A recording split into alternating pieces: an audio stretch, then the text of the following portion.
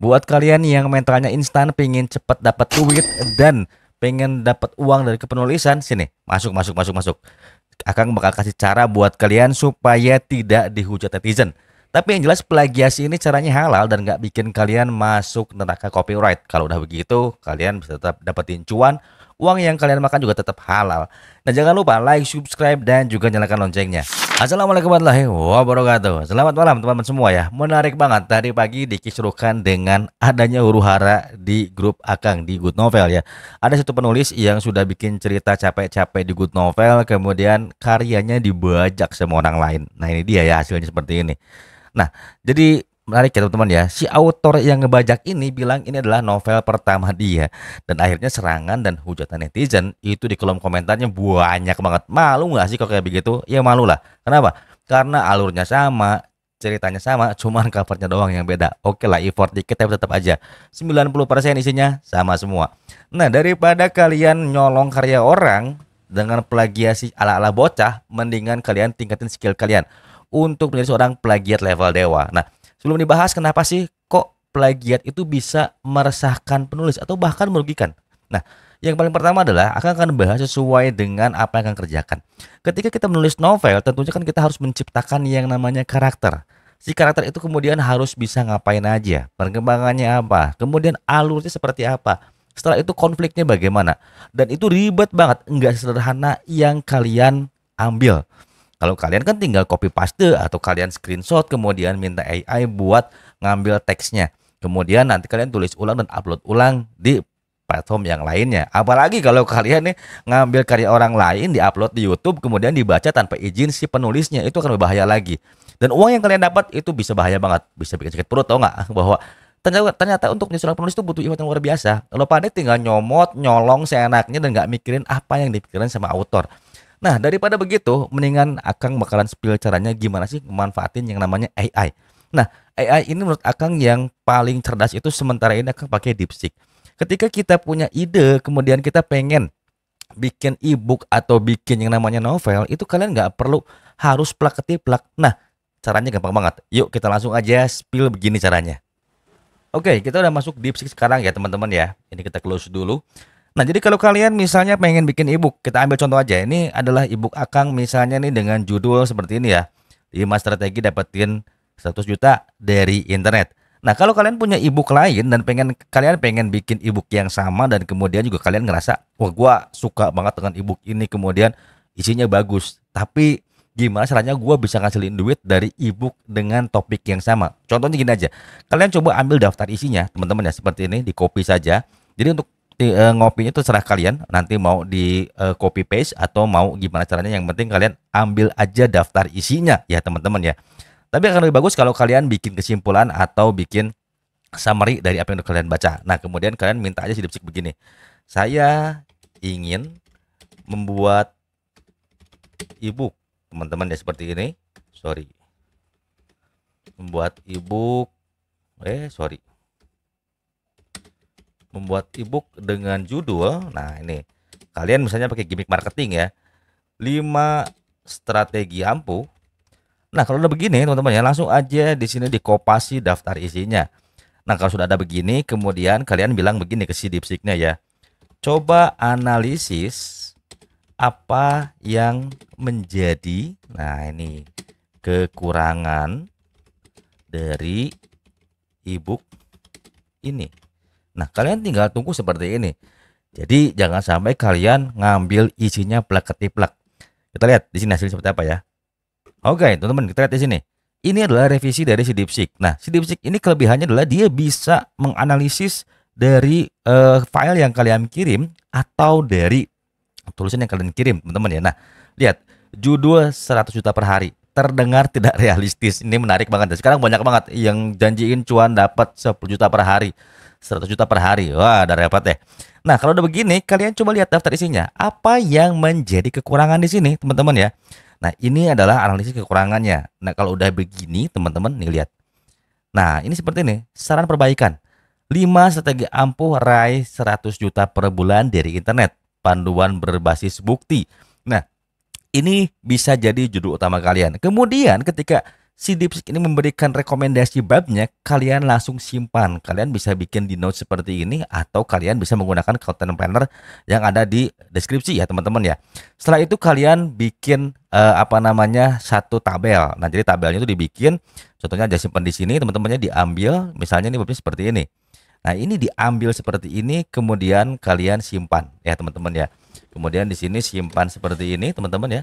Kalau sudah begini, ini langsung kalian minta buatkan outline dari perbaikan di atas. Ini akan lebih oke lagi. Jadi kalian nggak perlu nyontek, nggak perlu jiplak, nggak perlu sekalian jadi plagiat sih. Dan ini terbukti tidak perlu dihujat oleh netizen. Bayangin kalau kalian mencuri karya dari yang sudah copyright, bahkan ada ISBN-nya, waduh, itu dapat banget urusannya dengan hukum. Nah, kita tingkatin levelnya supaya kalian tuh bisa cepat dapat uang, dan kemudian juga kalian bisa nulis dengan cara istilahnya nggak perlu ngerasain mental block. Meskipun kalian seorang pemula, ini bisa banget kalian terapin ya teman-teman ya. Nah, kita lihat di sini outline-nya sudah jadi satu persatu. Nah, kalau udah begini, ini udah enak banget teman-teman ya. Kalian tinggal kembangkan kata-katanya. Kang, gue masih nggak bisa ngembangin kata-kata, diksi gue sedikit, kemudian perbandaran kata gue sedikit. Oke, akan kasih solusinya buat kalian. Kita ambil contoh dari naskah novel aja ya teman-teman ya. Oke, kalian pertama bikin dulu tulisan terserah kalian. Bahasanya mau nggak enak, mau misalnya masih berantakan, nggak ada masalah. Yang penting kalian tulis dulu di yang namanya Word ya teman-teman ya. Ini adalah bagian ide murni kalian. Jadi teman-teman nanti basisnya di sini memilih niche yang profitable. Nah, kalian tahu nih gimana caranya milih niche yang profitable karena kalian udah baca si ebook dari kreator ini dan kalian udah terapin tuh ya. Kemudian kalian tulis di sini. Terserah deh kata-katanya mau diksinya sedikit, metaforanya kurang oke, kemudian juga perbendaharaannya kurang, nggak ada masalah. Nah, contohnya kalau udah kalian bikin seperti ini, contoh misalnya kalian udah bikin sekitar 2 lembar seperti ini ya, misalnya udah bikin sekitar 200 kata terus mentok. Nah, kalian pengen cerita kalian atau ebook kalian tuh bahasanya lebih enak lagi. Kalian tinggal copy seperti ini, teman-teman ya. Di copy dulu semuanya, teman-teman semua. Oke. Ini di copy, kemudian kalian masuk ke DeepSeek, tapi jangan di sini. Biarkan ini nanti sebagai alat brainstorming kita ketika dapat persoalan atau kendala saat nulis novel atau nulis ebook ya, teman-teman ya. Kita buka chat baru, teman-teman semua. Lalu kita minta si DeepSeek untuk jadi editor. Nah, begini ya teman-teman ya perintahnya. Oke, ini dia perintahnya teman-teman ya. Jadi perintahnya adalah bertindaklah sebagai editor novel kalau kalian nulis novel. Kalau kalian adalah seorang penulis ebook, kalian bisa tulis sebagai editor buku ya teman-teman ya. Ini akan ada genre-nya yaitu horror religi. Bantu saya revisi naskah, menyeimbangkan narasi dan dialog. Buat lebih mengalir, jangan potong narasi atau dialog dengan alasan apapun. Gunakan pacing sesuai adegan. Apakah Anda mengerti? Nah, ini ya teman-teman ya. Si DeepSeek ini cukup cerdas. Yang penting kita kasih yang namanya promptnya itu secara detail. Jadi jangan setengah-setengah karena biasanya nanti kalau setengah-setengah itu ada bagian narasi yang kepotong teman-temannya. Nah, kalau sudah begini teman-teman langsung aja ketik di sini. Bantu saya revisi naskah ini. Nah, ini pasti.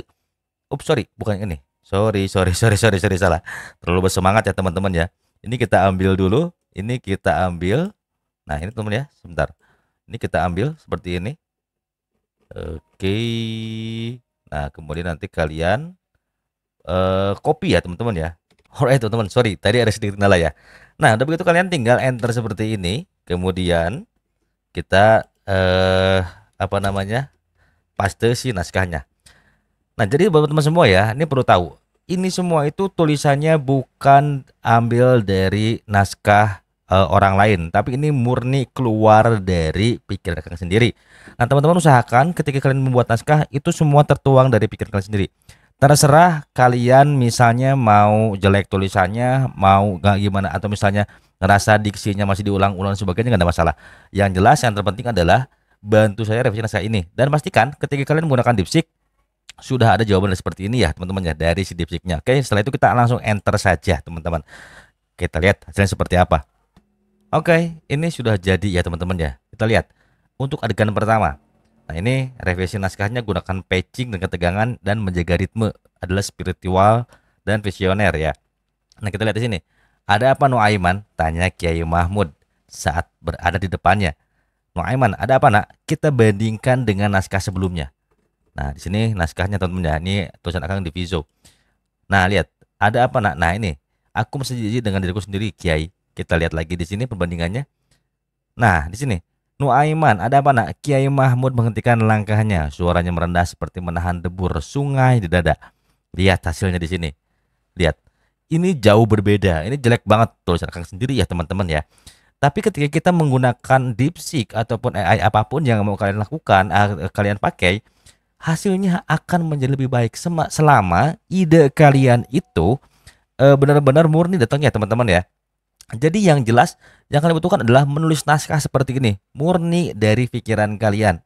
Jadi nggak nyontek punya naskah orang lain ya, jangan salah gunakan konten ini untuk mencuri naskah orang lain.